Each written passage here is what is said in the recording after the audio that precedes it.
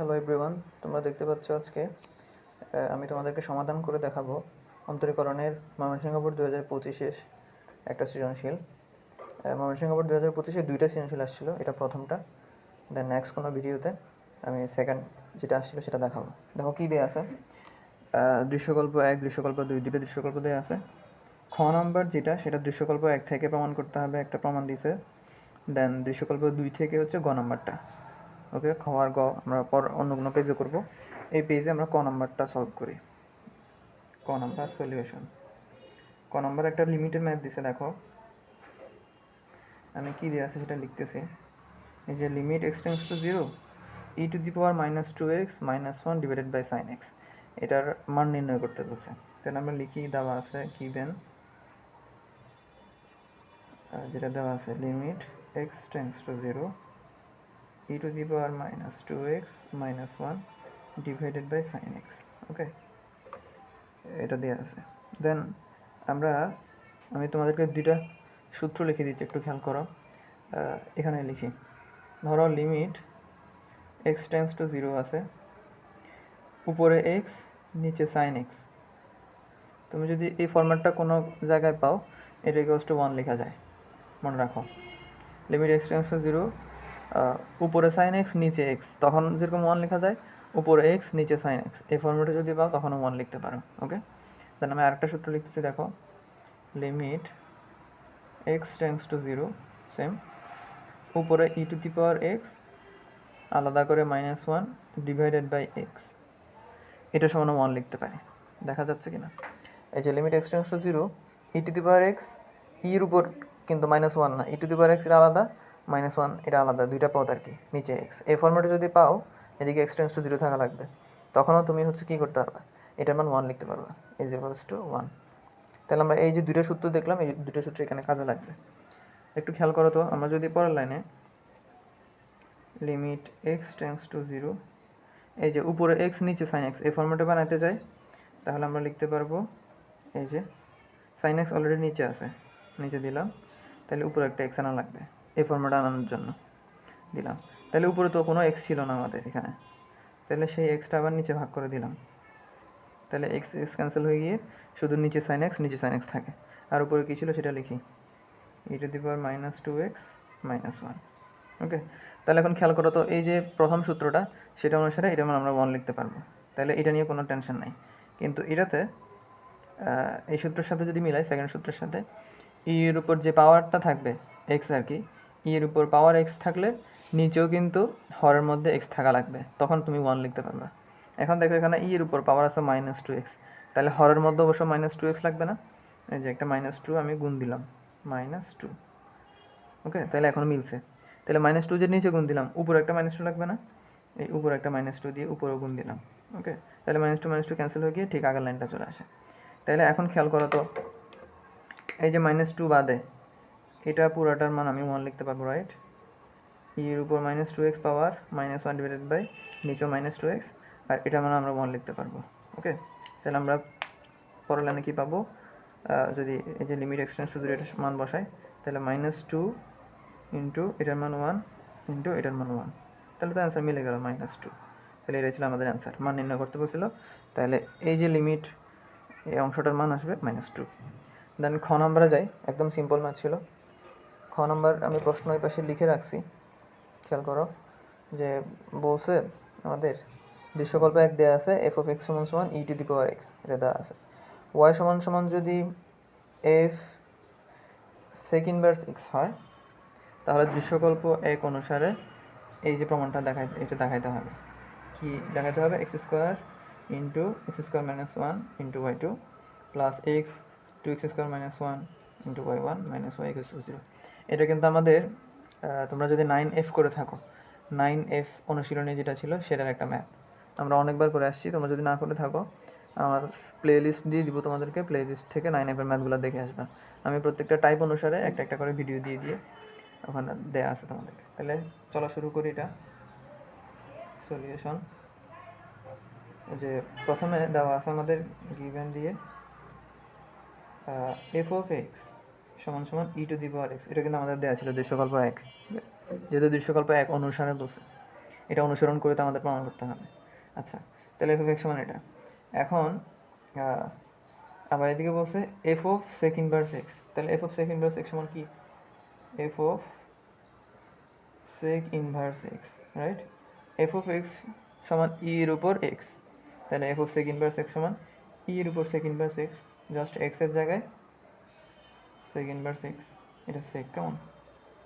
সেক inverse x. তাহলে এখন আবার যেটা দেওয়া আছে ওয়াই সমান সমান f of sec inverse x, এখন ওয়াই সমান সমান f of sec inverse x সেটা লিখলাম। তাহলে আবার ওয়াই সমান সমান f of sec inverse x সমান কি পাইছি? E to the power sec inverse x, একদম সিম্পল। তাহলে এতটুকু পাইলাম।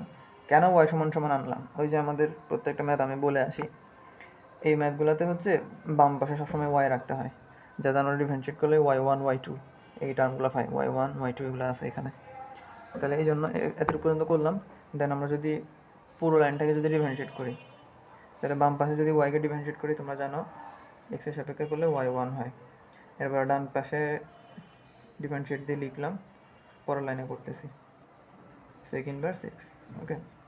তাহলে এখন ওয়াই ওয়ান তো থাকবে বাম পাশে, ই এর উপর সামথিং, এই যে ই এর উপর সেক ইনভার্স এক্স যেটা আছে সেটাকে তুমি ই এর উপর যেটা পাওয়ার আছে, ব্র্যাকেট দিলাম, ই এর উপর পাওয়ার যেটা সেটাকে তুমি এক্স কল্পনা করো, তাহলে e to the power x, e to the power x এর ডিডি এক্স কি তোমরা জানো? E to the power x, okay. তাহলে e to the power sec inverse x এর ডিডি এক্স হবে ঠিকই e to the power sec inverse x হবে, okay. কিন্তু এই যে ই এর উপর তো এক্স এর সূত্র ফেলছি আমরা, রাইট? কিন্তু এখানে তো এক্স এর জায়গায় কী ছিল? সেক ইনভার্স এক্স, তাহলে ওই সেক ইনভার্স এক্সরে আবার আমরা ডিডি এক্স দিয়ে লিখি, ওই যে চেইন রুল তোমরা পড়ে আসছো, চেইন রুলটা, অর্থাৎ এক্স ব্যতীত অন্য কিছু থাকলে সেটাকে আবার ডিফারেন্সিয়েট করা লাগে। দেন আমরা যদি একটা মান বসাই দিই ওয়াই ওয়ান, এই যে এটার মান খেয়াল করো তো উপরে e to the power sec inverse x সেটা সমান কিন্তু ওয়াই, ওকে। তাহলে e to the power sec inverse x এখানে আবার পাইছি, সেটার জায়গায় আমরা ওয়াই লিখে দিতে পারবো, রাইট? লিখে দিলাম। এরপর এখানে সেক ইনভার্স এক্স আছে, সেক ইনভার্স এক্স এর ডিডি এক্স তোমরা জানো সূত্রটা হলো 1/x into x square minus 1 root, সূত্রটা মনে রাখা লাগে, সেক ইনভার্স এক্স এর ডিরেক্ট সূত্র কিন্তু, ওকে। তাহলে এই যে এটা পাইলাম। দেন এখন হচ্ছে ওয়াইটা তো উপরে গুণ হয়ে যাবে, তাহলে ওয়াই ডিভাইডেড বাই এই হরটা আর কি, x into root by x square minus 1। তাহলে এইভাবে হর আকারে থাকলে, ভগ্নাংশ থাকলে আমরা এটা আর গুণ করে দিই, তাহলে এখানে পাবো x into x square minus 1 root, হরটাই পাশে আর গুণ, ইন্টু ওয়াই ওয়ান তো ছিলই, আর ডান পাশে তাহলে y into one, that means শুধু ওয়াই, ওকে। দেন আমরা যদি কাজ করি, যেহেতু রুট আছে আমরা রুট থাকলে কিন্তু বর্গ করে দিই প্রত্যেকটা ম্যাথে, মানে এই 9F এর ম্যাথগুলো কিন্তু সব সেম প্রসিডিওরে আগাইতে হয়, রুট থাকলে রুট দেখলে ব্যানিশ করার জন্য বর্গ করা লাগে। তাহলে পুরো লাইনটাকে যদি আমরা বর্গ করি উভয় পাশে, তাহলে এই এক্স করলে হবে এক্স স্কোয়ার, রাইট? তারপর এই যে ভিতরে যেটা আছে রুটটা ক্যান্সেল হয়ে যাবে, তাহলে এক্স স্কোয়ার মাইনাস 1 ব্র্যাকেট দিলাম যেহেতু গুণ ছিল। দেন ওয়াই ওয়ান এর বর্গ করলে ওয়াই ওয়ান স্কোয়ার, ওকে। তাহলে বাম পাশে বর্গ করা শেষ, ডান পাশে বর্গ করলে ওয়াই স্কোয়ার হবে, সিম্পলি শেষ। এখন আমাদের যেটা প্রমাণ করতে বলছিল বা দেখাইতে বলছে, সেখানে কিন্তু ওয়াই টু টার্মটা আছে, আমরা এখনো ওয়াই ওয়ান পর্যন্ত পাইছি, রাইট? তাহলে ওয়াই টু পাইতে হলে আমাদের পুরো লাইনটাকে আবার ডিফারেন্সিয়েট করতে হবে। যদি করি তাহলে এই অংশটা ইউ হয়ে যায়, তোমরা প্রত্যেকটা ম্যাথ আমি এভাবে একটু করে দাগ দিয়ে রাখি, এটা u, then y one whole square সেটা বি। তাহলে ইউবির ফর্মুলা পরে, ইউবির ফর্মুলা কি? ইউকে রেখে, এই যে ইউকে রেখে দিলাম, ভি এর differentiation, okay, u into d d x of v plus v into d d x of u, u মানে x square into x square minus 1, okay. তাহলে ইউকে রেখে ভি এর ডিফারেন্সিয়েট প্লাস বিকে রেখে ইউ এর ডিফারেন্সিয়েট, সেটা হচ্ছে ইউবির ফর্মুলা। তাহলে বাম পাশে আমাদের করা শেষ, ডান পাশে y one y square d by dx of y square, এটা আমরা এখনো ডিফারেন্সিয়েট করি না, পরের লাইনে করতেছি ডান পাশে। দেন বাম পাশে কি আছে দেখো, বাম পাশে এটার আগে তো কোনো ডিফারেন্সিয়েট নেই, তাহলে এটা যা আছে তা বসলো। দেন ওয়াই ওয়ান হোল স্কোয়ারের differentiate, y one whole square differentiate আমি অনেকবার বলে আসছি, আমি আবার বলতেছি, ওয়াই ওয়ানকে তুমি এক্স কল্পনা করো, তাহলে এক্স স্কোয়ারের ডিফারেন্সিয়েট কী হয়? 2x, তাহলে ওয়াই ওয়ান স্কোয়ার ডিফারেন্সিয়েট হবে 2y1। যেহেতু এটা এক্স ব্যতীত অন্য কিছু, ওয়াই ওয়ানটা তো আমরা এক্স কল্পনা করছি, তাহলে y1টাকে আবার ডিফারেন্সিয়েট করতে হবে, এই যে এখানে যে কাজটা করছিলাম আর কি। তাহলে y1কে আবার ডিফারেন্সিয়েট করলে হবে y2। ওকে, তাহলে এই যে প্লাসের আগ পর্যন্ত করা শেষ, দেন প্লাস দিলাম y1 হোল স্কোয়ার, সেটা তো থাকবে y1 স্কোয়ার ddx অফ, আচ্ছা এখানে ddx করার আগে আমি একটা কাজ করি, এটা গুণ করে দিই এক্স স্কোয়ারটা, তাহলে ddx তারপরে লাইনে করব।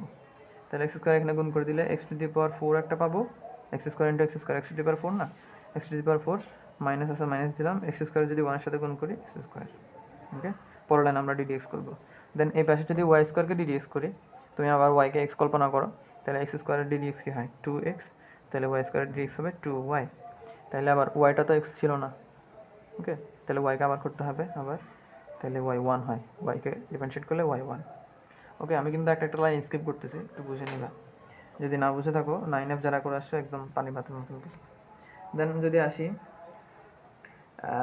এটাতে তো কোনো ডিফারেন্সিয়েট নেই, তাহলে এটা জাস্ট তা বসবে এক্স স্কোয়ার মাইনাস 1, আর এদিকে 2y1 y2 প্লাস, এখানে খেয়াল করো y1 স্কোয়ার থাকে, y1 স্কোয়ার দিলাম ddx of x two the power 4, bracket আছে মানে এটাকে একবার ddx করতে হবে, এটাকে একবার ddx।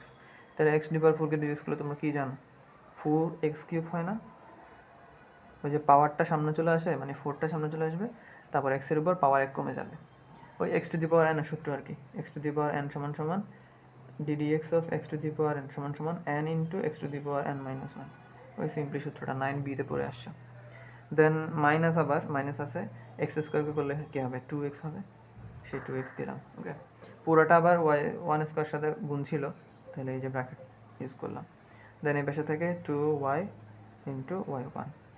ওকে, দেন এখান থেকে আমরা যদি এই যে এই দুইটা থেকে আমরা, এখানেও 2x আছে, এখানেও কিন্তু 2x টার্মটা আছে, তাহলে আমরা এই দুইটা থেকে যদি 2x কমন নিয়ে ফেলি, দেন আমরা লিখতে পারি x square minus 1 2y1 into y2 plus y1 square, এদের পর্যন্ত সেম লিখছি আগেরটা। দেন এই দুটো থেকে আমরা দেখি 2x কমন নিতে পারি, 2x কমন নিলে এখানে থাকে আর 2 একটা তো নিয়ে ফেলছি, আর থাকে 2, x একটা নিয়ে ফেলছি আর দুইটা থাকে, তাহলে এক্স স্কোয়ার। দেন এখান থেকে 2x পুরোটা নিয়ে ফেলছি, তাহলে মাইনাস 1 থাকে। ওকে, আর এর পাশে 2y y1। এরপরে যে ঐতিহাসিক কাজটা আমরা প্রত্যেকটা ম্যাথে করি, পুরো লাইনকে 2y1 দিয়ে ভাগ করে দিই, রাইট। তাহলে এই পাশে 2y1 দিয়ে ভাগ করে দিলে এই যে 2y1 চলে যাবে, আর থাকবে শুধু y। ওকে, দেন এখানে করি না, 2y1 ভাগ করে দিলে আর থাকবে শুধু y। দেন এখান থেকে 2y1 হোল স্কোয়ার আছে, তাহলে একটা চলে গেলে আরেকটা রয়ে যাবে। দেন এখান থেকে 2y1 যদি চলে যায়, তাহলে এখানে থাকবে আর এক্স স্কোয়ার, হ্যাঁ x square into x square minus 1, 2y1 যদি চলে যায় আর থাকে y2, রাইট। দেন এখানে আবার প্লাস দিলাম, 2 চলে যাবে, y1 স্কোয়ার থেকে একটা চলে যাবে, তাহলে আর একটা y1 থাকবে, তাহলে আমরা লিখতে পারি x y1। ওকে, দেন এখানে ব্র্যাকেটের মধ্যে কি আছে 2x স্কোয়ার মাইনাস 1, সেটা আছে, আর ইকুয়ালস টু এ পাশে যদি 2y1 চলে যায় আর থাকে শুধু y। ওকে, এখন একটা দেখো তো, যেটা আমাদের প্রমাণ করতে বলছে সেটার মতো মিলে গেছে কিনা। অবভিয়াসলি মিলছে, এই যে প্রথম পদটা মিলে গেছে হুবহু, দ্বিতীয় পদটাতে এরা একটা কাজ করছে, y1টাকে এক্সের পাশে না লিখে এই যে এটার শেষে লিখছে, এই যে সমস্যা না, তুমি এইভাবে লিখতে পারো, জাস্ট তোমরা আরেকটা লাইন বাড়তি করে y1টা এইভাবে লিখবে আর কি, সাজায় লিখা আর কি। দেন প্লাস y এই পাশে ছিল, এটা এই পাশে এনে মাইনাস y করে দিছে, দ্যাট ইজ অ্যান্সার। তাহলে আমাদের দেখানো হলো শর্ট। তাহলে এই ছিল খ নাম্বার। আমরা এখন গ নাম্বারে যাব। একদম সিম্পলি একটা ম্যাথ ছিল, এই ম্যাথগুলো বেশি বেশি করবা, 9F থেকে কিন্তু প্রত্যেকটা সৃজনশীলে একটা করে থাকেই। ওকে, দেন আমরা যদি গ নাম্বারে যাই, গ নাম্বার আমাদের কি বলছে, দৃশ্যকল্প 2 দেওয়া আছে, দৃশ্যকল্প 2 সমান সমান দেওয়া আছে y square minus x minus 8y plus 26। আচ্ছা, দেন আমাদের প্রমাণ, দৃশ্যকল্প 2 এর বক্ররেখাটি 11,3 বিন্দুতে অঙ্কিত অভিলম্বের অক্ষদ্বয়ের মধ্যবর্তী খণ্ডিতাংশের দৈর্ঘ্য নির্ণয় করা। আচ্ছা, তাহলে এই ম্যাথটা হচ্ছে কোন অনুশীলনী জানো? এই ম্যাথটা হলো একদম শেষের আগে, 9i এর আগে H 9H এর ম্যাথ এটা। ওকে, 9H এরকম অনেক ম্যাথ ছিল, স্পর্শকের সমীকরণ নির্ণয় করো, অভিলম্বের সমীকরণ নির্ণয় করো।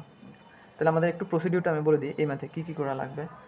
যে দৃশ্যকল্প 2 আছে সেটা লিখবো, দেন ওখান থেকে আমরা ঢাল বের করবো। ওকে, dy/dx বের করবো, তার ঢাল বের করবো, ঢালের মধ্যে এই বিন্দুটা বসাবো, বসানোর পরে যে মানটা আসবে, যে ঢালটা আসবে সেটা হবে স্পর্শকের ঢাল, কিন্তু আমাদের তো স্পর্শকের কথা বলে না, অবিলম্বের কথা বলছে।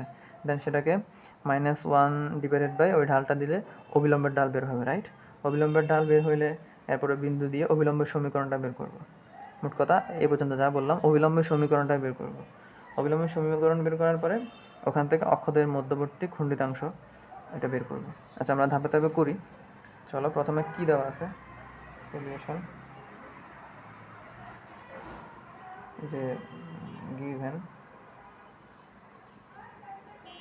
y minus x minus 8y plus 26 is equals to 0, এটা আমাদের দেওয়া আছে। তাহলে এখান থেকে আমাদের তো ঢাল বের করতে হবে। এই যে অভিলম্ব স্পর্শক এরকম যখন বলবে, তখন আমাদের প্রসিডিউর হলো এটাকে পুরোটাকে ডিফারেন্সিয়েট করা, ওখান থেকে dy বাই dx বের করা। ওকে, তাহলে আমরা যদি x এর সাপেক্ষে ddx করি, y কে যদি ddx করি dy বাই dx, রাইট? তোমরা আশা করি জানো। x এর সাপেক্ষে করতেছি, দেন মাইনাস আছে মাইনাস দিলাম, x এর সাপেক্ষে করলে 1 হয়। ওকে, দেন মাইনাস আছে মাইনাস দিলাম, 8y, 8টা কিন্তু y এর সহগ, তাহলে 8 এর জায়গায় থাকবে, y কে করলে আবার dy বাই dx।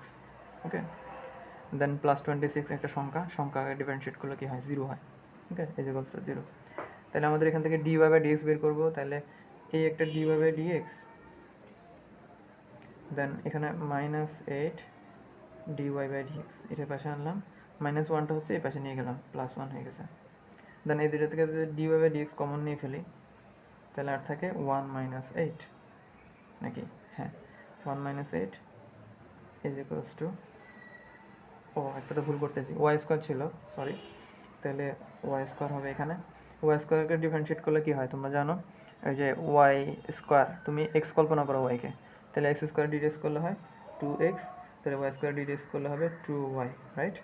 2y, দেন আবার ওয়াইকে আবার করতে হবে, তাহলে dy বাই dx, বাকিগুলো সেম থাকবে। তাহলে এখানে 2y, তাহলে এই যে এই দুটো থেকে যদি dy বাই dx কমন নিই, এখানে থেকে 2y, এখানে থেকে -8, 2y - 8, এই যে এই পদটাতে dy বাই dx কমন নিয়ে ফেললে এখান থেকে 2y মাইনাস দিলাম, এখান থেকে 8, আর ইকুয়ালস টু 1 তো আছে। তাহলে আমরা dy বাই dx সমান সমান, এটা যেহেতু গুণ আছে এই পাশে নিয়ে গেলে ভাগ হয়ে যাবে, তাহলে 1 নিচে হচ্ছে 2y - 8, তাহলে এটা dy বাই dx পাইছি। এখন 11,3 বিন্দুটা যদি বসাই, তাহলে আমরা পাবো স্পর্শকের ঢাল। সুতরাং 11,3 বিন্দুতে স্পর্শকের ঢাল, আমাদের কিন্তু স্পর্শকের কথা টোটালি বলেই নাই, কিন্তু আমরা স্পর্শকের ঢাল বের করার পরে দেন ওখান থেকে অবিলম্বের ঢাল বের করব। স্পর্শকের ঢাল, তাহলে জাস্ট ওখানে হচ্ছে বিন্দুগুলো বসায় দেওয়া। এটাকে m1 দিয়ে প্রকাশ করি, তাহলে সুবিধা হবে। m1 সমান সমান স্পর্শকের ঢালকে m1 দিয়ে প্রকাশ করতেছি, তাহলে জাস্ট এই যে dy বাই dx এর মান যেটা পাইছি সেখানে বিন্দুটা বসাই দিব, তাহলে 1 ডিভাইডেড বাই 2 ইন্টু y আছে, y এর মান কত, 3, তাহলে 2 ইন্টু 3 - 8, দ্যাট মিনস 1 বাই 3 দুগুণ 6, তাহলে 6 - 8, দ্যাট মিনস -2। ওকে, তাহলে এটা পাইছি স্পর্শকের ঢাল। তাহলে সুতরাং অভিলম্বের ঢাল,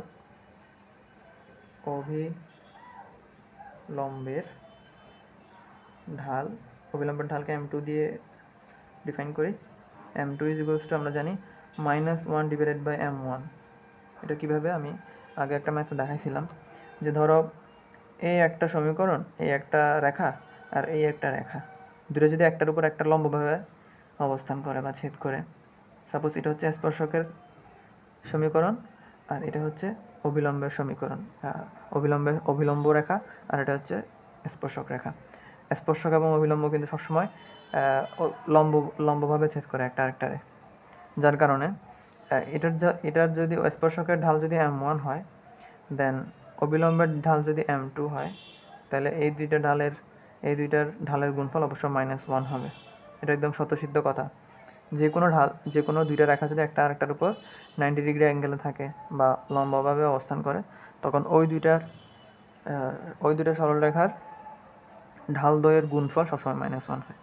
তাহলে আমরা m1 এবং m2, অর্থাৎ স্পর্শক এবং অবিলম্ব সেমভাবে অবস্থান করে লম্বভাবে, that means m1 into m2 সমান সমান -1 লিখতে পারি। তাহলে এখান থেকে আবার m2 সমান সমান আমরা লিখতে পারি, m1 কে যদি এই পাশে নিয়ে আসি, -1 ডিভাইডেড বাই m1 লেখা যায়। এই যে সেটাই লিখলাম m2 সমান সমান -1/m1। তাহলে মানটা যদি বসাই দিই -1 আর নিচে m1 এর মান পাইছিলাম -1/-2 1 ডিভাইডেড বাই -2। দেন পরের লাইনে যদি আমরা উল্টাই দিই, এই যে -1 দিলাম, বড় ভাগ চিহ্নকে উল্টা দিব, ছোটোটাকে না। বড় ভাগ চিহ্ন ছিল এটা, গুণ চিহ্ন, এটা -2 উপরে চলে যাবে, 1 নিচে। তাহলে মাইনাস মাইনাসে প্লাস, তাহলে 2 পাবো আমরা। অবিলম্বের ঢাল পাইছি 2। তাহলে এখন অবিলম্বের ঢাল যদি পাই, আর তো বিন্দু আমাদের জানা আছে, তাহলে অবিলম্বের সমীকরণটা বের করতে পারবো। তাহলে আমরা যদি অবিলম্বের সমীকরণের সূত্র লিখি, একটা ঢাল এবং বিন্দু যদি জানা থাকে, আমরা সূত্র লিখি যে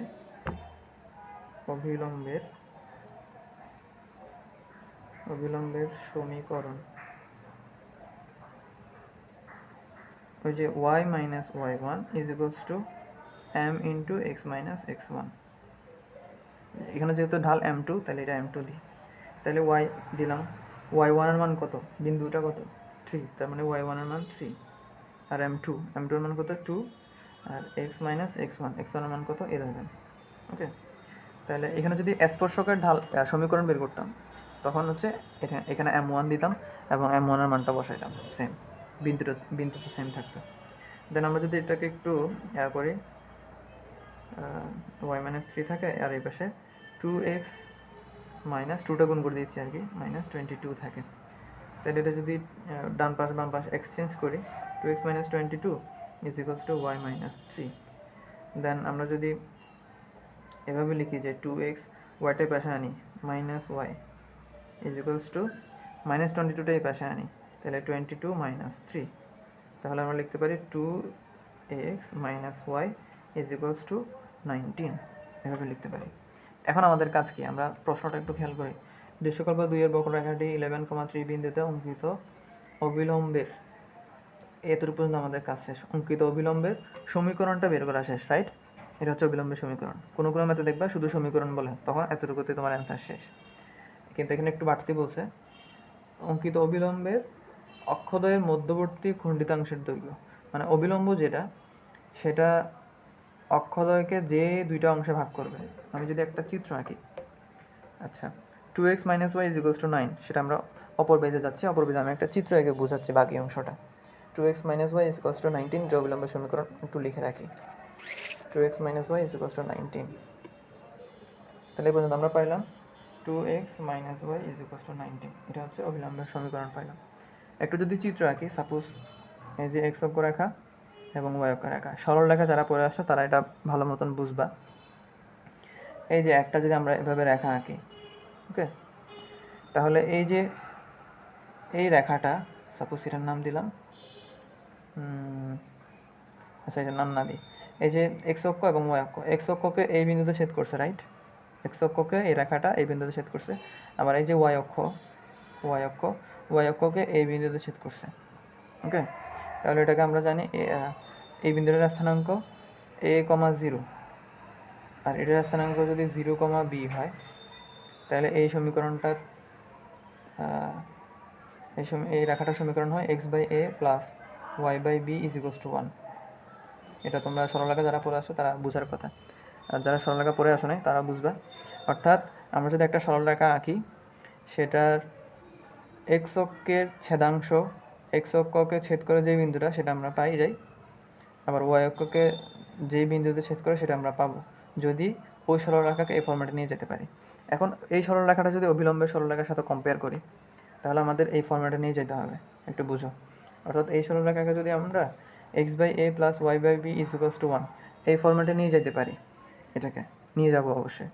নিয়ে গেলে তখন এই যে নিচে যেটা থাকবে সেটা 0 হবে x অক্ষের বিন্দুটা, আর b এর মান 0 থাকবে, তাহলে 0, ওই মানটা হবে কি y অক্ষের ওই বিন্দুটা। তাহলে আমাদের ফাইনাল রেজাল্ট কোনটা হবে, এই যে এই দূরত্বটা।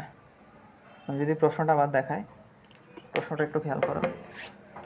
অবিলম্বের অক্ষদ্বয়ের মধ্যবর্তী খণ্ডিতাংশের দৈর্ঘ্য, অক্ষদ্বয়ের মধ্যবর্তী খণ্ডিতাংশের দৈর্ঘ্য নির্ণয় করো।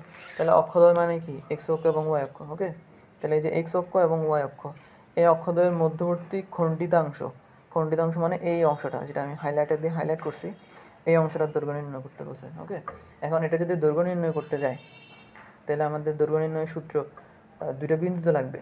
তাহলে এই বিন্দুটা আমরা বের করে ফেলতে পারলে, দেন এই বিন্দুটা বের করে ফেলতে পারলে তাহলে আমরা দৈর্ঘ্য নির্ণয় সূত্র ইউজ করে দৈর্ঘ্য নির্ণয় করতে পারবো। তাহলে আমাদের এখন মেইন কাজ হলো এই বিন্দুটা এবং এই বিন্দুটা বের করা। তাহলে আমাদের এই ফর্ম্যাটে যদি নিয়ে যেতে পারি তাহলে তো আমরা বিন্দু দুটো বের করে ফেলতে পারবো। তাহলে যদি একটু করি এই ফর্ম্যাটে নিয়ে যাওয়ার জন্য, এক্স এর আগে কিছু থাকতে পারবে না, ওয়াই এর আগে কিছু থাকতে পারবে না। তাহলে আমরা আর ডান পাশে 1 থাকা লাগবে, 2x - y ডিভাইড বাই 19, আর এদিকে 1। কী করলাম, পুরোটাকে 19 দিয়ে ভাগ করে দিলাম। ডান পাশে 19 দিয়ে ভাগ করলে 1, আর বাম পাশে তো দিলামই। এখন এটাকে 2x ডিভাইডেড বাই 19 লেখা যায়, মাইনাস y ডিভাইডেড বাই 19 লেখা যায়। কীভাবে, আমরা কিন্তু আগে এই লাইন থেকে এই লাইন করতাম, অর্থাৎ এরকম থাকলে লসাগু নিয়ে হচ্ছে এই লাইনটা করতাম, বা এভাবে করতাম আর কি, x by c plus y by c. এভাবে থাকলে আমরা কী করতাম, সি সি দুইটা লসাগু নিয়ে উপরে লিখতাম এক্স প্লাস ওয়াই। ওকে, তাহলে এই লাইন থেকে যদি এই লাইন লেখা যায়, আমি এখন এই লাইন থেকে এই লাইন লিখছি আর কি, উল্টাটা। ওকে, সেম। দেন পরে যদি আমরা ডান পাশে 1 মিলে গেছে, বাম পাশে আমরা 19/2 এটাকে এক্স ডিভাইডেড বাই 19/2 এভাবে লিখলাম। এই যে 19/2 এটাকে যদি আবার গুণ করে দিই, উপরে 2 চলে যায়, নিচে 19 চলে যায়, অর্থাৎ এক্সের সামনে কিছু না রাখার জন্য এই ফর্মেটে নিয়ে গেলাম। দেন মাঝখানে তো প্লাস থাকে, তাহলে প্লাস ওয়াই বাই মাইনাসটা এখানে দিয়ে দিলাম, -19। ওকে, ইজ ইকুয়ালস টু 1। তখন এটা হচ্ছে এই ফর্মেটে চলে আসছে। তাহলে আমরা বলতে পারি এখন অবিলম্ব রেখাটি এক্স অক্ষকে, এই যে এটা কিন্তু এর মান, ওকে, এর মান, তাহলে a, 0 বিন্দুতে ছেদ করে, অর্থাৎ 19/2, 0 বিন্দুতে ছেদ করে, রাইট। অর্থাৎ তোমাকে যে কোনো একটা রেখা দিলে সেটাকে যদি x/a + y/b = 1 এই ফর্মেটে নিয়ে যাও, তাহলে ওই রেখাটা x অক্ষকে কত বিন্দুতে ছেদ করে সেটা বের করতে পারবে। আবার অবিলম্ব রেখাটি y অক্ষকে কত বিন্দুতে ছেদ করে, 0, b, b এর মান কত আসছে, -19। তাহলে আমরা লিখতে পারি 0, -19 বিন্দুতে ছেদ করে। আমি হচ্ছে ডট ডট দিয়ে লিখলাম, তোমরা ঠিক করে লিখবা। তাহলে এখন এই দূরত্বটা যদি বের করতে হয়, সাপোজ এটার মান দিলাম a, এটার মান দিলাম b, তোমরা চিত্রটা না আঁকলেও হবে, জাস্ট এভাবে করলে হবে, আমি বোঝানোর জন্য চিত্রটা আঁকতেছি। তাহলে a b এর দূরত্ব, সুতরাং অক্ষদ্বয়ের মধ্যবর্তী খণ্ডিতাংশ কত হবে, এখান থেকে a b বের করতে হলে আমরা কি বের করি, এই যে ভুজদ্বয়ের বিয়োগফল, তার মানে a - 0 হোল স্কোয়ার প্লাস কুটিদ্বয়ের বিয়োগফল 0 - b হোল স্কোয়ার, এরপরে পুরোটার উপর রুট। একদম এরা 9, 10 শিখছো, দুইটা বিন্দুর মধ্যবর্তী দূরত্ব কেমন নির্ণয় করে সেটা। তাহলে এখানে যদি নির্ণয় করি যে 19/2 - 0, 19/2 - 0 হোল স্কোয়ার প্লাস 0 - -19, তাহলে মাইনাস মাইনাসে প্লাস হয়ে যাবে, 0 + 19 হোল স্কোয়ার। ওকে, পুরোটার উপর রুট। এটা হচ্ছে ওই যে দূরত্ব নির্ণয় সূত্র, দুইটা বিন্দুর মাঝখানে দূরত্ব। তাহলে এখন এখানে তো 19/2 হোল স্কোয়ার হবে, 19/2 হোল স্কোয়ার, দেন এখানে 0 + 19, তার মানে 19 হোল স্কোয়ার, আর উপরে রুট থাকে।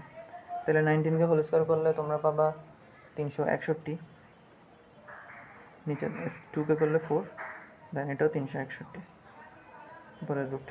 তাহলে আবার যদি এটা 64 না, এটা 61, তাহলে এখন যদি আমরা লসাগু নিই 4, তাহলে 361 এখানে থাকে, দেন 4 দিয়ে যদি 361কে গুণ দাও তাহলে পাবা 1444, পুরোটার উপর রুট আছে।